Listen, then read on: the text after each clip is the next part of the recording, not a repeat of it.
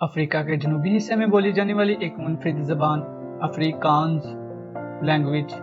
ये ज़बान सुनते ही यूरोपी लगती है, लेकिन इसकी अपनी एक अलग शनाख्त और तारीख है। अफ्रीकान्स बुनियादी तौर पर जनूबी अफ्रीका और नामीबिया में बोली जाती है।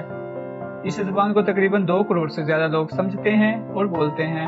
अफ्रीकान्स की जड़ें डच ज़बान से मिलती हैं। 17वीं सदी में जब डच लोग जनूबी अफ्रीका में पहुंचे तो इनकी ज़बान वक्त के साथ बदलती गई।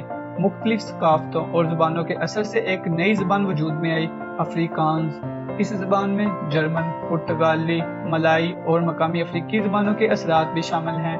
दिलचस्प बात यह है कि अफ्रीकान्स में ग्रामर निस्बतन आसान है। अफ्रीकान्स सिर्फ गुफ्तगू की ज़बान नहीं बल्कि अदब, मौसीकी, फिल्म और तालीम में भी इस्तेमाल होती है। जनूबी अफ्रीका की ये एक सरकारी ज़बान भी है। कई मशहूर गाने और शायरी अफ्रीकान्स में लिखी गई हैं।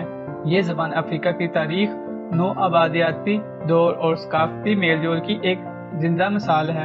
आज दुनिया में लोग अफ्रीकान्स सीखने में दिलचस्पी रखते हैं क्योंकि ये ज़बान ना सिर्फ मुनफरिद है बल्कि सीखने में निस्बतन आसान भी समझी जाती है। अगर आपको दुनिया की ज़बानों के बारे में जानना पसंद है तो ऐसी मज़ीद वीडियो ज़रूर देखें।